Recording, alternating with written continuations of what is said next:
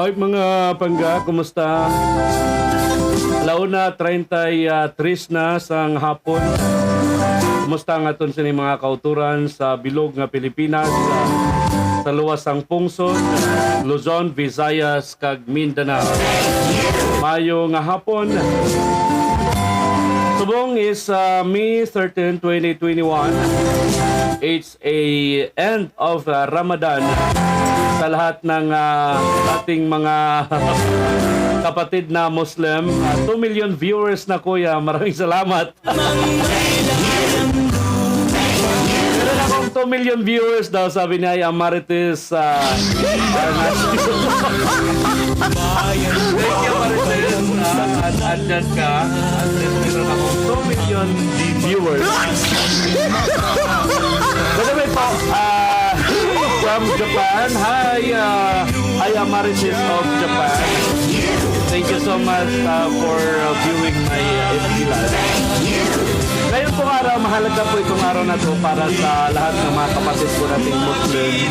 Dahil ngayon po ang end of Ramadan. So, Eid Mubarak sa lahat ng mga Muslim brethren po natin. Naway, ang inyong pong mga dasal, ang inyong fasting, at mga prayers ay dinggin po ng inyong Allah, no? Upang makamit yung lahat ng inyong mga pinagdarasal, kaginawahan sa buhay, especially po ang lasting peace naman sa Mindanao. Although ang iba nating mga kapatid na Muslim doon po sa Jerusalem, sa lugar ng ating Panginoong Hesus, no, pinagkulan po ng ating Panginoong Hesus nung siya'y nagkatawang tao, ay patuloy ang bombardiyo doon, no, may mga rockets na mga missiles na pinakawalan yung mga Palestinian, yung Hamas, no, na mga terorista na siyang naghahawak ngayon sa Gaza. So, more than 1,000 missiles na po yung pinakawala ng Hamas papuntang Israel at 20 or mahigit po 200 yung na-intercept yung Israelite. Yung magaling naman kasi mayroong tinatawag na anti-missile yung Israel. Yung ginawa nila, ini-intercept nila bago pa tumama sa kalupaan ng Israel yung rocket. Ini-intercept na po ng mga anti-missile ng Israelis. So, yun nga lang, may mga 200 missiles talaga yung tumama doon sa kalupaan. Kaya nagkaroon ng maraming pinsala po. In fact, may mga Pinoy na nadadamay na roon kaya pagkasal po natin yung kaguluhan simula pa po 2014. Simula 2014 itong pagpapalipad ng mga missile. Kaya nga, kung tayo po ay natatakot sa giyera dito sa atin sa Pilipinas, no? Doon sa Israel, simula pa po sa 2014 ang pagpapalipad po ng mga Hamas, yung mga terorista doon na siyang may hawak ng Gaza. Since 2014 pa lang po, nagpapalipad na po ng mga rocket missile papunta doon sa Israel, yung mga Palestine. Kaya ipagdasal po natin at sana naway sa pag-end po ng Ramadan, lahat ng dasal po at fasting ng ating mga kapatid na Muslim, sana po ay dinggin po ni Allah ng ating Panginoon, anuman yung ating Panginoon na pinaniniwalaan, si Jesus Christ man or si Allah or si Jehovah, sana po dinggin na magkaroon ng lasting faith po ang ating Muslim. Alright? Itong man-made, kaya po nitong man-made na virus na kumalat sa buong mundo at nagkaanak na ang dami ng variant, may Indian variant na naman ngayon, no? Sana po ipagdasal po natin na matapos na po itong coronavirus, nang sa ganun ay magkaroon na po ng kaginhawahan, economy, yung economy po ng buong bansa magbalik na sa normal kahit sa buong mundo, no, yung economy po ng buong mundo ay magbalik na rin po sa normal nang sa ganun ay lahat tayo ay makapagtrabaho na rin po ng normal, makakikilos na rin po tayo ng normal. So So ang aking dalangin nitong pagtatapos po ng Ramadan, I know, unang-una masaya po ang ating mga kababayan na mga OFW dyan sa Saudi Arabia and other Arab countries like Middle East and Kuwait dahil makakapagpahinga na sila, no? Makakapagpahinga na sila dahil wala ng mga bisita yung kanilang mga amo. No, so at least kasi baliktad daw po yung nangyayari pagka mayroong Ramadan, nagpa-fasting sila din, bumabawi naman sila ng kain. Anyway, yun na nga lang yung aking dasal. Sana po ay dinggin po ni Allah yung kanilang fasting at mga kahilingan para magkaroon na po ng lasting peace po sa ating mundo, mga palangga. Once again, I am Marites Parnacion, Reginaldo. Happy viewing sa iyo. And sa Japan, arigato gozaimasu, ohayo gozaimasu. Arigato gozaimasu for viewing Miss Parnacion Aguinaldo of Japan.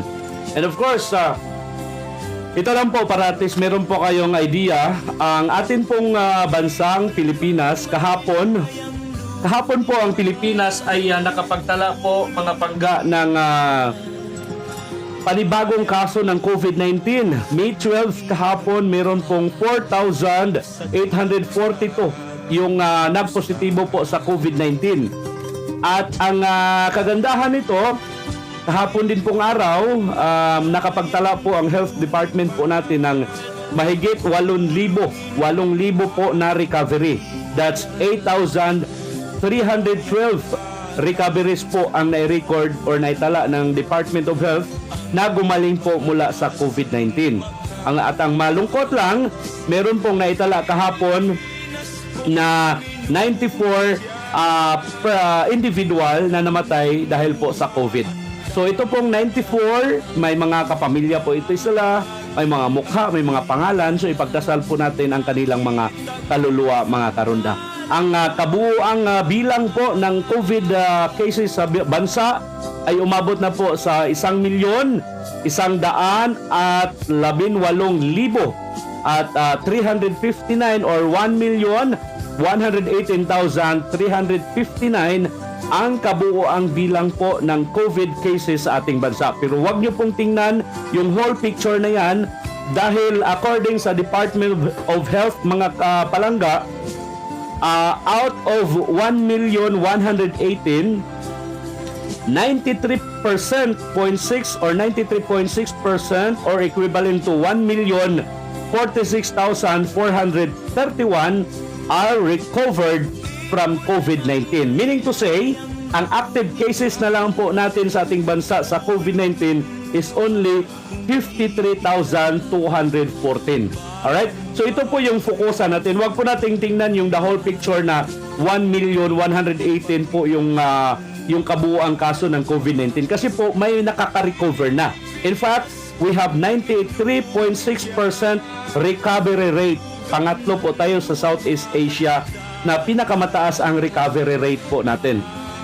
So, ang natira na lang po is 53,214 active cases po of COVID-19. That's equivalent to 4.8%. So, yun na po yung titingnan po natin na mga palangga para hindi po natin hindi tayo malungkot na 1 million na yung kaso ng COVID-19. Yes, umabot na po ng 1 million simula nung pumutok po ito noong Marso 2020. Pero, ang kagandahan po, 1,046,431 na po ang nakagumaling or naka-recover mula sa COVID. So, 53,000 na lang mahigit yung active cases po natin. Yun nga lang, yung malungkot, dahil meron pong 18,714 Filipinos na namatay po dahil sa COVID-19. Alright? So, ang namatay po ay 18,714. May mga mukha to, ulitin ko, may mga kapamilya, may mga kapatid, kamag-anak na nagluluksa dahil po pumanaw sila dahil nga po nitong COVID-19. So, ipagdasal natin ang kanilang kaluluwa at ang kanilang mga kapamilya, mga palangga. And then, ang kagandahan naman nito dahil yung ating bansa, although may mga kritisismo na natatanggap po yung ating gobyerno, dahil nga totoo naman na medyo kulila tayo sa pag-procure nitong mga bakuna, nahuli tayo, no? Pero ang kagandahan, meron na pong dumating sa ating bansa na a total of 7,764,050 available doses po of COVID-19 vaccine. Kasama na po riyan yung Sinovac at AstraZeneca na mga bakuna mula po sa COVAX at sa bansang China po na dinonate po, no, ng China, at saka yung sa COVAX halin naman po sa World Health Organization. At ang kagandahan, yung nung isang linggo may dumating nga po na 2 million dose of COVID vaccine, kaya po hinati-hati na rin po yon sa mga LGUs, sa mga kaprobinsyahanan. So, according sa record ng Department of Health, ang nabakunahan na po ng first dose, no, administered na roll out itong mga bakuna ay meron na pong 2,611,130 yung nakatanggap po ng first dose of COVID-19. Ay Amarites Parnasio Rehinaldo, thank you daw po sa good vibes. Salamat din po sa iyo at na-good vibes mo din po ako. Anyway, so ito na nga po, no?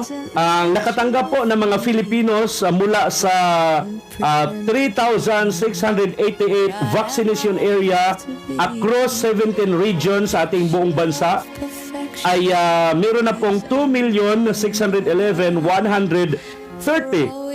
yung nakatanggap po ng first dose. At mula sa 2,611,130 na nakatanggap ng first dose, meron na pong 514,655 na nakatanggap ng second dose, mga karunda. Alright?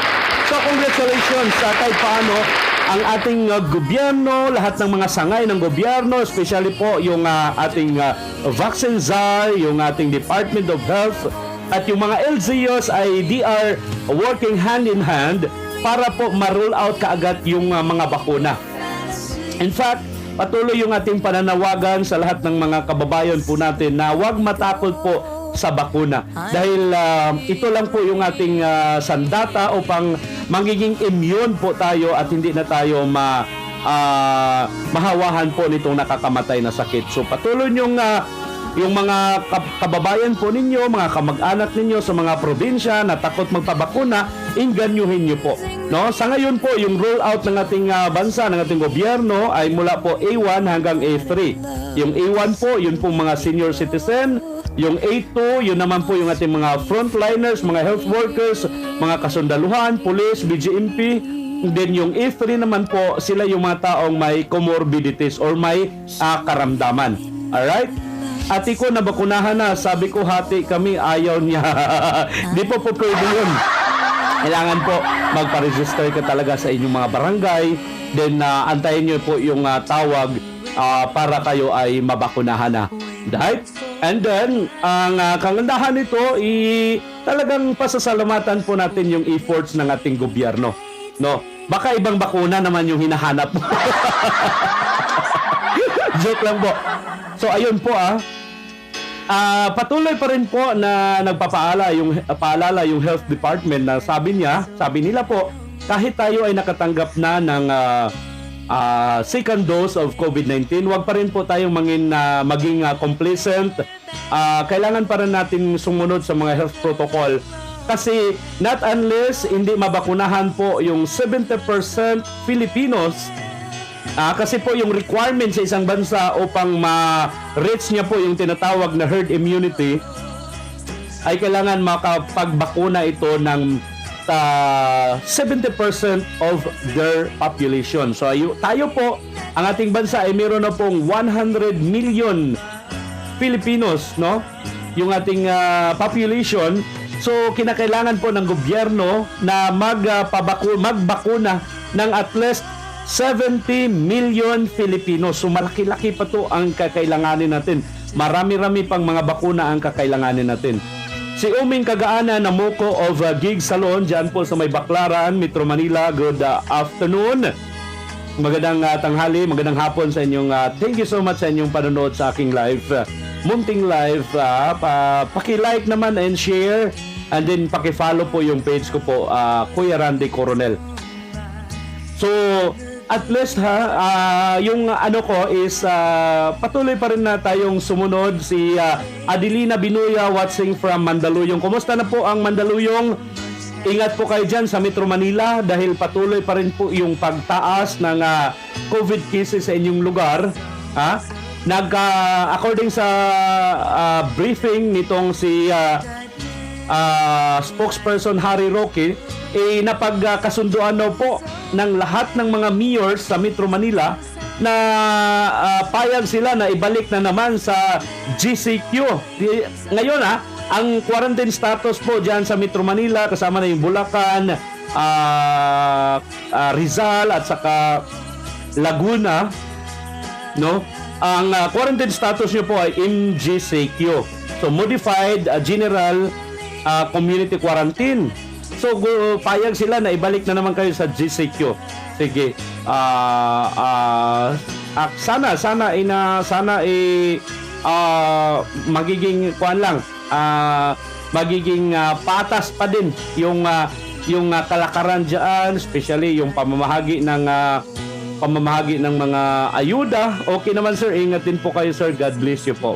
Maraming salamat din po Ma'am Adelina Binuya. God bless po sa iyong buong pamilya. Mag-ingat po tayong lahat na wag po tayong mahawaan itong COVID-19. Kasi alam nyo ba, ito po sa mga LSI, by the way yung mga LSI po natin, yung mga ROF, returning OFW, nako, kawawa po pala sila mga palanggap. Kasi, tinatanggap po sila ng mga probinsya na kanilang pupuntahan o uwian. Pero yun nga lang, dahil nga po meron pong tinatawag na swab test, kailangan kukuhaan sila ng swab sample, and then mag-undergo sila ng quarantine. Alam nyo po ba, kapag pinili nyo po na mag-quarantine sa mga hotel, gagastos po yung isang returning OFW ng 1,500 per day. 1,500 per day. So, ilang araw yung quarantine? 14 days yung quarantine period. So, gagastos ka ng mahigit 15,000, 20,000 kasama na yung pagkain. So, mahirap para sa ating mga OFW na umuwi.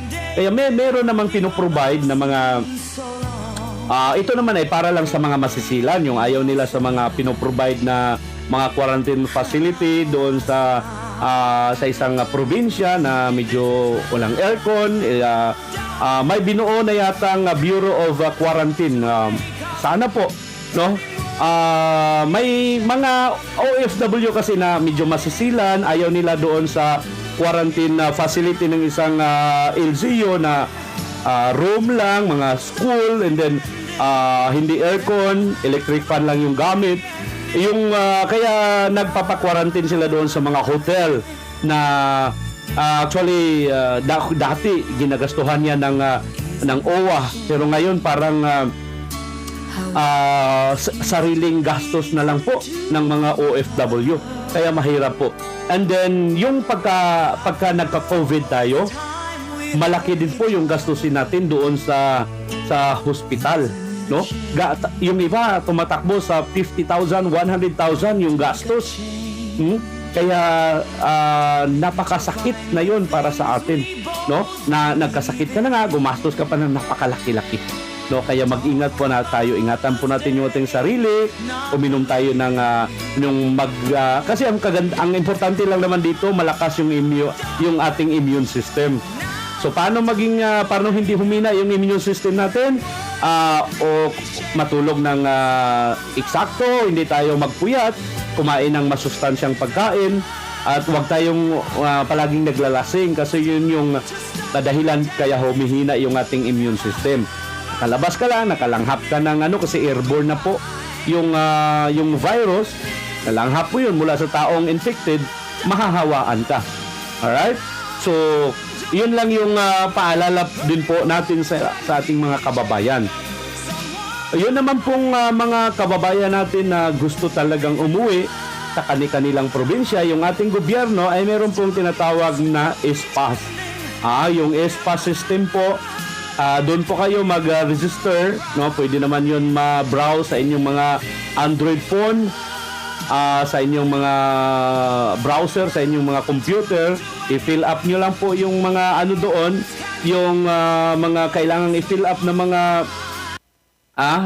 space. Then in the same time, pag kayo ay na-receive na, then at least nakapag-register na kayo doon, may mga instruction doon paano ang mga kailanganin mo. Then sabi ni Oming Kagana na mo ko, hirap bro dahil dyan wala na akong work. Hirap kaya naway mawawakasan na itong problema ng bansa natin para wala nang mamamatay. Totoo po yun, no? Kami sa radio, apektado din po yung aming trabaho. No, nakakatakot dahil humaharap ka sa mga tao, no, hindi mo alam, infected pala iyon. Saka skeletal yung trabaho natin, yung sahod natin hindi pa full time. So nakakalungkot.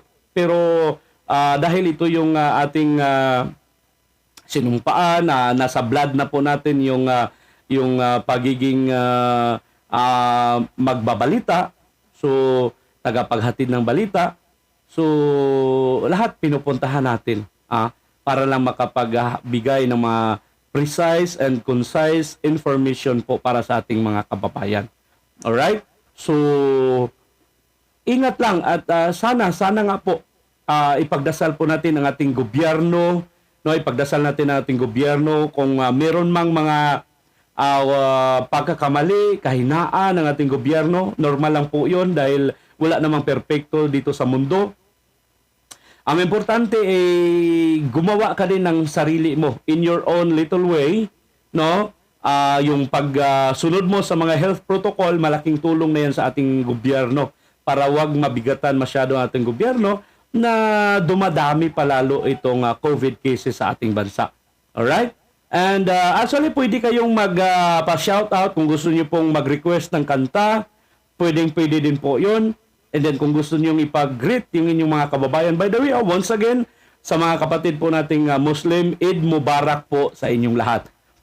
Sana yung inyong fasting at mga dasal ay dinggin po ng inyong Allah, ng ating Panginoon, para magkaroon na po ng lasting peace ang ating mundo at ang ating bansa. No?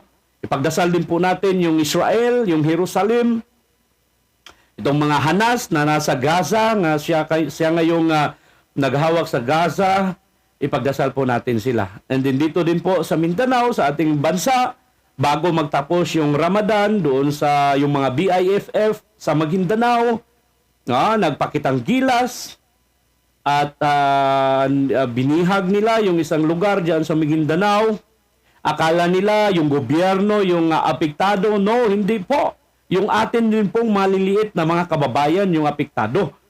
Na nag-create kayo ng takot sa ating mga kababayan. In the same time, naapektuhan din po yung mga maliliit na negosyante. Kasi ilang oras po na naantala yung biyahe dahil ginawa po ng mga BIFF.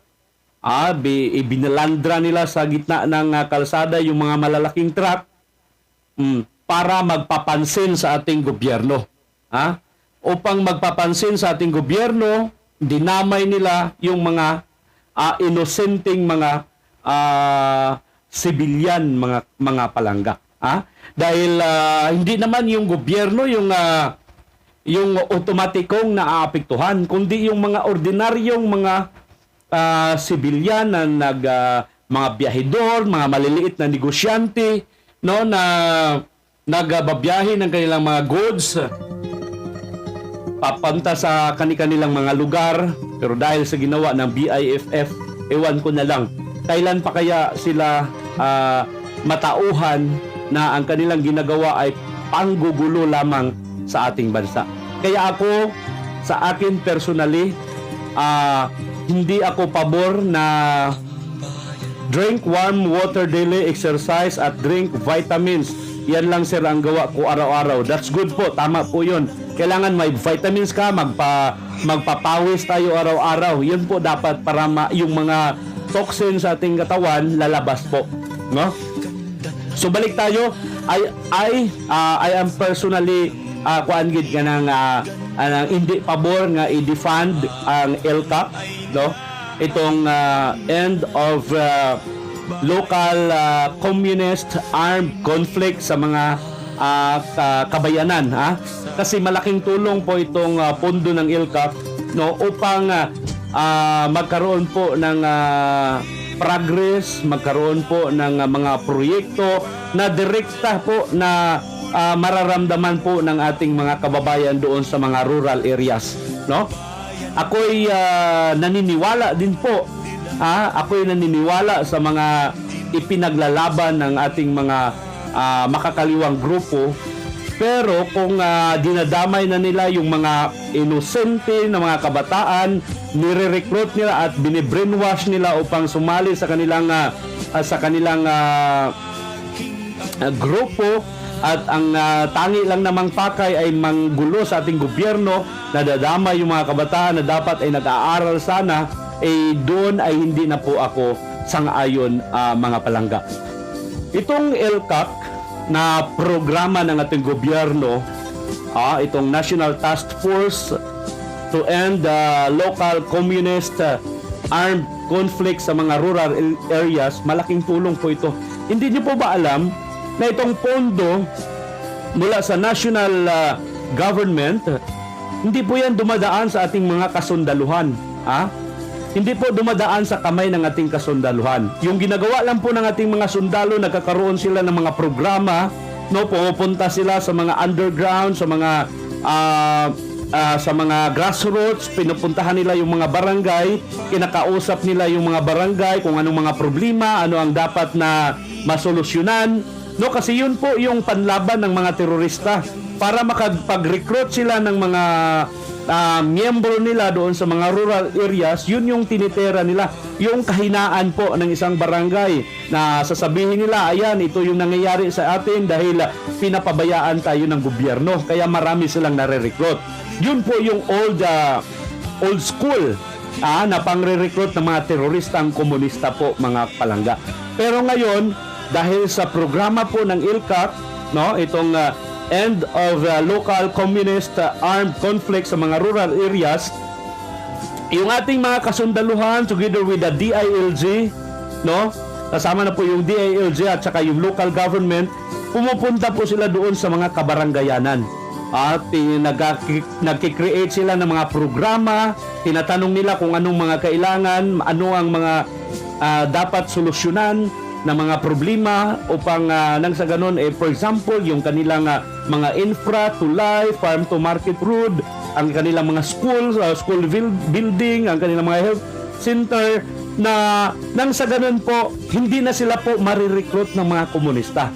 So take note, ang pera po mula sa National Treasury, dina-download po yan sa pamamagitan ng authorization ng Department of Budget and Management, papunta doon sa probinsya kung saan po may mga barangays na nagpa-participate po doon sa programa ng LCAC.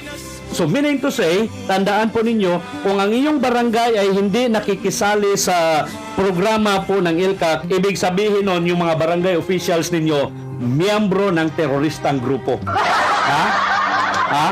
Kasi yun po yung purpose po ng LCAC. Dapat ang barangay mismo ang mag-participate sa programa ng LCAC, susuriin kung alin ba yung mga problema para na dapat bigyan ng solusyon. So, kung hindi nyo po alam, ang pondo po na dina-download per barangay na sasali po sa kanilang programa ng LCAC is 20 million piso, mga palangga. 20 million po. 20 million is 20 million. Big amount na po yan upang nang sa ganon ay masolusyonan ang kahirapan doon sa isang lugar.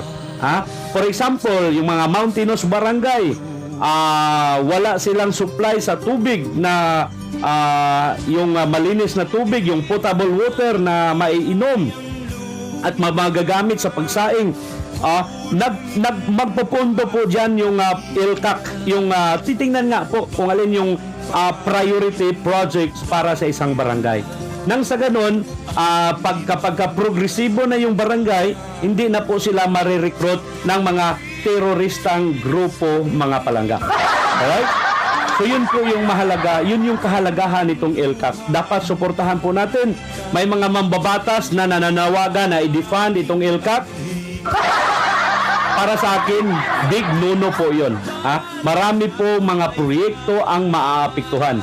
Sana lang wag i-corrupt ng ating mga local leaders yung pondo ng ILCAC na dinadownload sa kanila. At sana makakarating talaga doon sa kinakailangang suportahan ng mga proyekto po mula sa ILCAC. Kasi nabalaking tulong po yun. Yung 20 million, malaking tulong na po yan sa isang barangay. Kahapon, nagkaroon po ng tinatawag na Provincial Anti-Drug Abuse Council or PADAC meeting ang provincial government ng Negros Occidental together with the Armed Forces of the Philippines, Philippine National Police, the ILG, no? At isa po doon na napag-usapan itong ILCAC, yung pondo. At yung Kaduhaan, no? Yung barangay Kaduhaan, isang barangay mula sa Cadiz, kinumpirma ni Mayor Bading Escalante na i-download na nga po sa kanila yung 20 million mula sa National Treasury. So malaking tulong po yun. Kahit doon sa aming pinagmulan na bayan sa Surigao del Sur, marami din po mga beneficiaries na mga barangay, no, na nakikinabang po nitong programa ng ILCAC, especially po sa mga mountainous barangay. Yung aking classmate Elmer Kumidoy of USA, mayong hapon mate, may buntag, may gabi dira sa Amerika, unsay oras da karon. Doon sa bayan namin sa probinsya ng Surigao del Sur, marami din po ang nakinabang sa programa ng ILCAC. Especially po sa mga mountainous barangays, yung area ng mga Manubo tribe, especially po yung mga Manubo tribe, sila po yung madalas na ma-recruit ng mga teroristang NPA. Kasi madali silang ma-brainwash na sasabihin lang ng NPA, pinapabayaan kayo ng gobyerno, hindi kayo binibigyan ng halaga ng gobyerno. So ngayon po, baliktad na po yung mangyayari. Kasi sa programa ng ILCAC, tutulungan po na ma-trace or ma-point out yung problema, yung grassroots, yung pinaka-problema po sa isang komunidad upang masolusyonan nang sa ganun hindi na po sila ma-recruit ng mga teroristang grupo, mga karanda. Alright, so for the meantime, may isa ko ka music anay ngay hatag sa inyo. This is Chris Norman with No Arms Can Ever Hold You, mga pangga.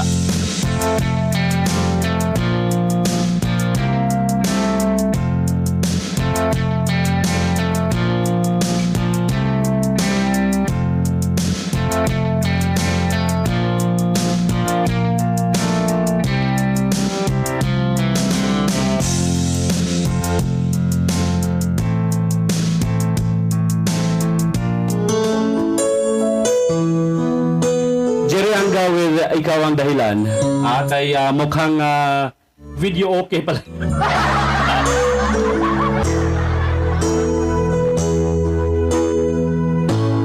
Bakit ba pag ika'y nakikita, puso ko ay Paki-like and share na lang po ng ating live, and at the same time paki-follow po yung aking page sa Kuya Randy Coronel, mga palangga.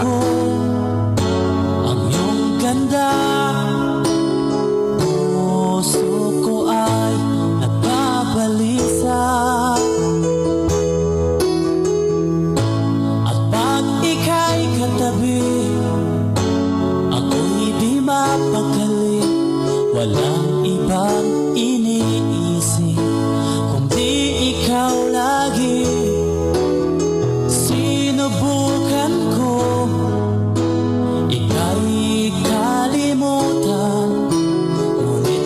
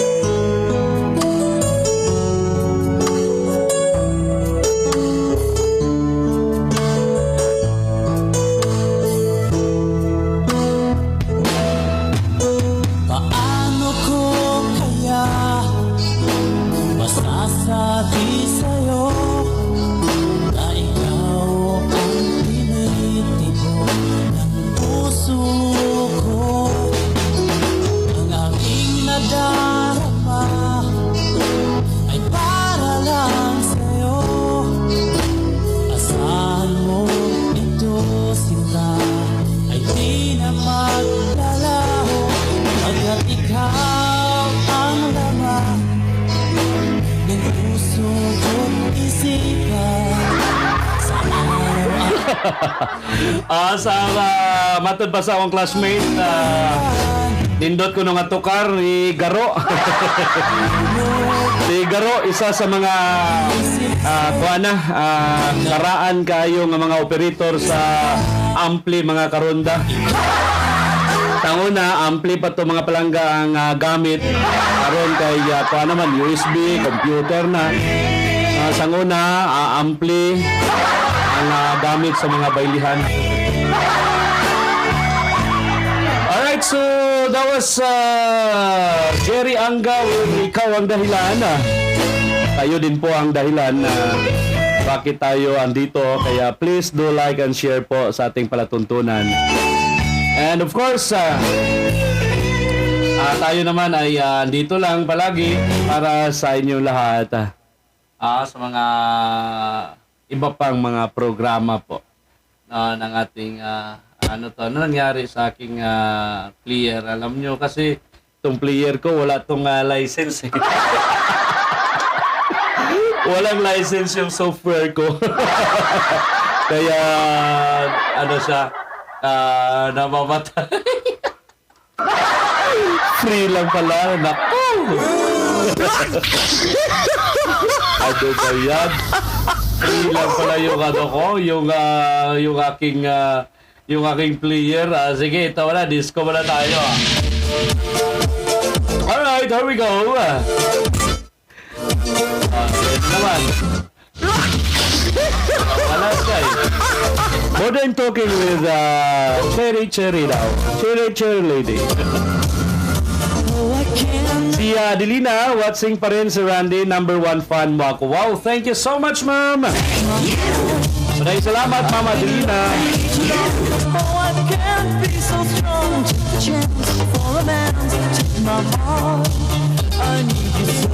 Madali po sa mga Negrense, proud po ang mga Negrense, especially po ang malit na bayan ng Zamboanga Gita sa southern part of Negros Oriental. Kasi yung bagong happy po, no?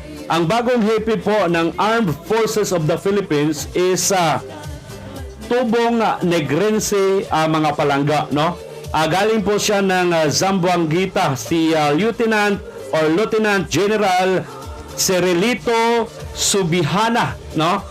Si Lieutenant General Cerelito Subihana bumisita nung nakarang araw sa Zamboanguita sa kanyang hometown. At siya po yung bagong Chief of Staff, isa sa the highest official of the country's armed forces. Ang pinakamataas na official po ng ating gobyerno, ng ating sandahatahang lakas ng ating bansa. Si Lieutenant General Cerelito Subihana ay isa pong Zamboanguita, no? Isang Negrense mula po sa malit na bayan ng Zamboanguita sa southern part of Negros Oriental. Ayon kay Subihana mga palangga, ini-emphasize niya na importante na magkaroon ng yung tinatawag na strong sense of patriotism and nationalism upang makamit na po yung tinatawag na sustainable peace mga palangga. So yun yung dapat tayo magkaroon. Totoo po yun. Kasi kung wala kang pagmamahal sa bayan, kung wala kang pagmamalasakit sa bayan, wala kang gagawin. Puro ka lang criticize, yelo palaka sa balisod ang bayang magiliw ang yelo pang plaka. Pagka puro lang tayo criticism sa ating bansa at sa gobyerno in particular, walang mangyayari. So yung gagawin natin, suportahan natin yung mga kasalukuyang programa ng gobyerno. At nang sa ganun, magkaroon po tayo ng tinatawag na sustainable peace and sustainable improvement po sa ating bansa, mga palangga. Alright? And of course, dito sa Bacolod, kumusta naman po? Share naman po kayo sa inyong kinaroroonan. Sa Bacolod po, mayroong isang radio station. Nagkaroon po sila, nag-conduct sila ng parang survey. Parang survey daw po ito sa mga probable na tatakbo bilang alkalde po sa Bacolod City. At ang lumalabas, si Albi Benitez po, no? Isa sa mga lumalabas sa kanilang survey is si Albi Benitez ay merong 54% na may mga gusto na siya ang tumakbo bilang mayor. Sumunod sa kanya si mayor o yung incumbent mayor po na si Mayor Evelio Bing Lunardia. Alright, so malayo pa yung eleksyon, malaki pa yung mangyayari, especially kapag nagpalabas na ng mga makinarya yung kanya-kanya o yung kanya-kanyang kampo, no? Ngayon pa lang may mga samut-sari ng mga black propaganda, paninira sa bawat isa. Especially po kung titingnan po natin yung pinaka-national scene, dahil nga po nung makita na yung kanyang pronouncement nung panahon ng kampanya noong 2016, kasi po yung mahalaga po talaga ang pagpili ng presidente, kasi yung presidente po, mga palangga, siya po yung magdala ng ating bansa for the rest of for the next 6 years. So 6 na taon po manungkulan yung isang presidente ng bansa. Yung mga senador, yung congressman, governor, down to local post, 3 years naman sila. So si dating Senador Trillanes, iwan ko kung anong inyong reaksyon na nagpapahiwatig na ito na tatakbo daw po bilang presidente ng bansa. Pero para sa akin, kung si Trillanes iba na lang. Ewan ko sa inyo kung sino po yung napupusuan ninyo na maging tatakbo bilang presidente po ng ating bansa pagkatapos po ng termino ni Pangulong Duterte sa June 30, 2022. Sino po yung napusuan ninyo na malakas sa survey? Ang anak ni Pangulong Duterte na si Inday Sara Duterte, ang kasalukuyang alkalde ng Davao. Then sumunod sa kanya si Bongo, ayon sa survey. And then the rest of the probable presidential candidates, mga palangga. So, importante lang naman dyan sa pagpili ng kandidato, tingnan natin kung sino yung kandidato na merong umudagan diya ang imuhang maon Trillanes. If ever, no, yung pagpili kasi ng kandidato, mga palangga, is dapat titingnan natin kung ano yung roadmap na gusto niyang mangyari sa ating bansa. Hindi tuwid na daan.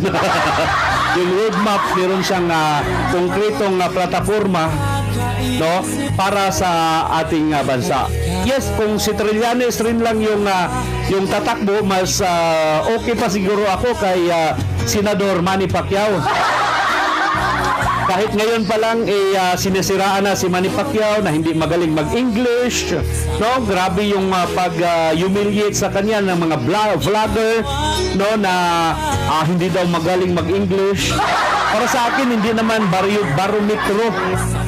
Hindi barometro yung pag-i-English ng isang tao para magiging isa siyang mahusay na leader, mga palangga. Kasi merong iba na mga graduate sa Harvard, pero pag sila naupo sa pwesto, magnanakaw lang naman. Hindi naman nila napanindigan yung kanilang mga campaign na promise. At least doon na lang ako sa least evil, no? Si Pacman, hindi magaling mag-English, pero napaka down to earth at saka talagang may puso sa masa, mga palangga. Para kay Ilmar Comidoy din po yun, ha?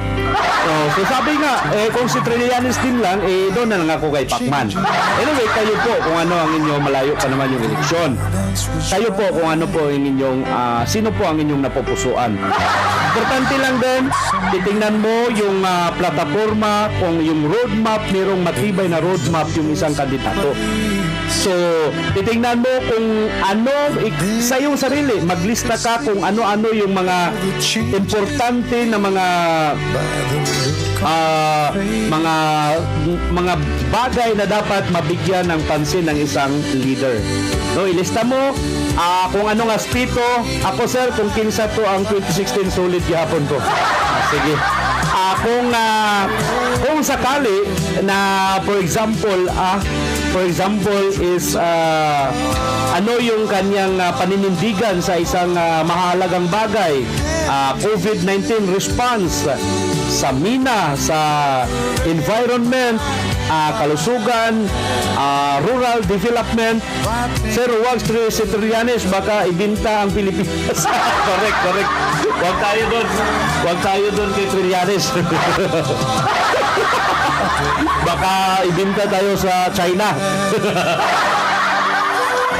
So, titingnan natin kung ano yung kanyang paninindigan sa isang napakahalagang aspeto, no? Rural development, COVID response. Itong mga guide lang po ito, hindi po ako nagmamagaling. Ito mga guide lang po ito. Napag-usapan natin yung politika eh. So, ano yung kanyang paninindigan about environment? Ano ang kanyang paninindigan sa, for example, mina, mining, sa mga rural improvement or rural development, and then at the same time, ano ang kanyang paninindigan sa pinakamainit na usapin ngayon, yung West Philippine Sea, mga palangga. Alright? And then, kapag ka napili na mayroon ka ng lista sa iyong mga importante na mga bagay na dapat pagtuunan ng isang leader, then makinig ka sa kanyang mga public debate, no? Ila-live naman yan sa mga television kung ano ang kanyang paninindigan. May mga campaign advocacy na siya na piniplay sa mga radio at TV, pakinggan mong maigi. And then, doon mo na naman yan malalaman after 6 years kung napanindigan niya lahat ng kanyang mga campaign promise, mga palangka. Yan. So, waiting lang ko sa baluta na i-deliver sa mailbox. Correct kay may mga absentee votes naman yung mga OFW or yung mga resident mga kababayan natin sa ibang bansa. Alright, it's 2:19 na po ng hapon. And kibali ko digo sir, open book daw ingon ni Ugdok. Correct. Na kay Codigo. Pero pag-abot sa pag-abot na sa adlaw sa votation, siyempre di na ta pwede magdala. Straight na ka. Pag naog mo sa imong balay, rikta ka na dito sa voting present. Ayaw na pagulo standby sa ayaw na pagulo standby sa kanang waiting shed at bangilan ni Tatay Balong. Kay magpakuhit-kuhit pa. Magpakuhit-kuhit pa basig napay tili-tili. Magpakuhan pa, maglutulat pa o naay tili-tili ngay panghatag. Alright, diba? Welcome sa mga nag-view sa ating live. Thank you so much man sa mga nag-share at sa mga nag-follow sa aking page, Kuya Randy or Kuya Randy Coronel, mga palangga. Alright? And ano pa ang dapat natin pag-usapan? Love life. Di na mag-waiting shed sa puso. Ba, nara mag-standby sa waiting shed eh. Mga Caltex boys, maghulat pa og naay mukuhit. Kay panghatag ng mga subri. Pero maro man ang uban kay desperas pa, mangamang na. mangamang na sa kuan mga balay-balay. Kung wala na lista, luoy kaayo. Wala pa ka na lista sa SAP, wala pa ka na lista sa kuan grasya. Pero ang swerte ang mga patay kay bisan mga patay kahit patay mga palangga, nailista pa din kapag kapanahon sa eleksyon. Alright, adto sa leader si Juan Pilisan. Matoy katuon kay purok president man si Juan Pilisan. By the way, ang ating pong mga local leaders ngayon, especially yung mga malalaking politiko, yung ginagawa po nila mga palangga, tahasan na po yung kanilang pag-violar po sa mga mass gatherings at social distancing. Especially po doon sa Surigao del Sur, atin pong pananawagan sa DILG, sa Regional Interagency Task Force or Local Interagency Task Force at Local DILG na kung maaari po bigyang pansin nyo naman yung mga ginagawa ng mga malalaking politiko doon sa Surigao del Sur. Bali-balita nagsasagawa sila ng mga solidarity meetings. Dinadagsa daw po ng mga tao kasi namimigay daw po ng 300, 500, 1,000, 1,500 sa mga leaders. Alam naman natin yung tao kapag kapira po yung pinag-uusapan, di bali ng magkahawaan, makatanggap lang ng pera. Yung mga malalaking politiko doon na mga gubernatorial candidates na nagsasagawa ng mga solidarity meetings kuno. Tapos nangiinganyo, namimigay daw ng 300. Ito'y kuan lang naman, ibinahagi sa ibang mga concerned citizen. Maunang yung Team Gugma, Team Pimentel. Wala'y mapili sa ila, wala kang tulak kabigin sa dalawa pong malalaking politiko sa Surigao del Sur, mga palangga. Kaya sana po maaksyonan ng DILG at saka ng IATF na matahasan na po yung paglabag sa mass gatherings po. Meron pa po tayong COVID. What if merong isang atindi roon na infected po pala sa virus na COVID-19? Paano kapag ka nakahawaan, sino mananagot? Lumalaki pa yung problema imbes na masolusyonan, mga pangga. Diba? So, sana po mapansin po ng DILG. Araw-araw, halos araw-araw po silang nagkaroon ng solidarity meetings. At iniipon nila yung mga leaders upang masiguro yung kanilang yung kanilang pagkapanalo po sa darating na 2022. Pero malayo pa po iyon. Wala pa nga pong filing of Certificate of Candidacies or COC. Tapos sila gumagawa na ng mga ganyan pagtitipon, na labag sa guidelines po ng Interagency Task Force against COVID-19 na bawal ang mass gatherings, mga palangga. Iba na nag-uumpo ka na kasi pera yung pinag-uusapan Alright?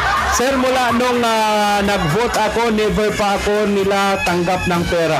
Wish ko lang, sir, pag mayroon ngayong 2022, tanggapin ko, sir, pero iboto ko din yung gusto kong presidente. Tama po yun. Ganito po. Hindi ko naman sinasabi na wag niyong tanggapin yung pera nila.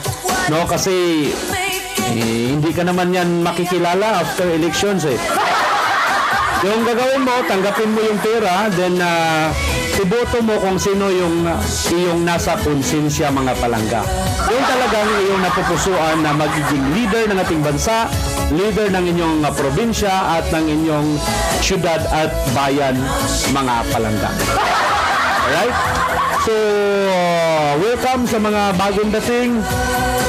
Welcome din po sa correct, sir. Welcome sa mga bagong dating. Please like and share sa ating video. And kung meron kayong mga suggested topics na gusto niyong pag-usapan, welcome na welcome po yan. Right? Kaya sana lang yung ating mga hindi na tayo magkakamali po sa ating pagpili ng mga ibubutong kandidato po na mag-lead sa ating bansa for the next 6 years and the next 3 years for local leaders, mga palangga, no? Para kahit paano yung talagang merong totoong malasakit sa ating bansa. Hindi po yung puro lang paninira, puro lang bangayan yung nangyayari. Tayo naman, we as Pilipino, ang atin lang dapat gawin is suportahan ang lahat ng proyekto po ng ating gobyerno. Yun lang po talaga. Sumunod sa kung anuman yung ipinatutupad nilang batas at doon pa lang malaking tulong na po yun para sa ating gobyerno, mga palangga. Alright? And of course, dahil wala na rin po akong time, it's 2:27 na po ng hapon. Please, sa makakapanood po nitong video na to, sana nakapagbigay tayo ng konting informasyon sa inyo. And sana po i-follow niyo po yung aking page sa Kuya Randy Coronel for more updates, mga palangga. Live po ako dito sa Bacolod City. Ang aking programa po, sana sundan niyo din po ako sa aking weekly program sa RPN DYKB Bacolod. Yung Ronda etc. isang news and public affairs program po sa Radio Philippines Network DYKB sa Bacolod, mga palangga. Alright? 5 to 6 p.m. po yan. Every Saturdays and Sundays po yung Ronda etc. And then, huwag kalimutan i-follow ang aking page Kuya Randy Coronel. Matapos na, sir, bye-bye, ingat, sir, God bless. Madaming salamat po, hindi talaga umalis si Ma'am Adelina Binuya, my number 1 top fan po. Thank you so much. Sa mga nag-share, maraming salamat. God bless. And sana po, once again, sa lahat ng mga kapatid po nating Muslim, Eid Mubarak. Ngayon po ay Eid al-Fitr or end of Ramadan. Sana po lahat ng inyong fasting at mga dasal ay dinggin po ni Allah, mga palangga. God bless, bye-bye, I love you. Si Edwina Len Nicor, kanina pa siya nanonood, ngayon lang siya nag-comment. Stay safe daw po, sir. Maraming salamat po sa inyo. God bless, mga palangga. I love you, mga palangga. Amping pod, Elmer Comido, yung dalawa mong kambal. Ampingi, mga cute nga kambal ni Sir Elmer Comidor, my classmate. Sana makita ta pohon, makabakasyon ka mo sa Surigao, makabakasyon ka mo sa Pilipinas by God's grace kapag natapos na itong COVID-19 at makita ko at mahalikan yung dalawa mong kambal. Hindi yung misis mo.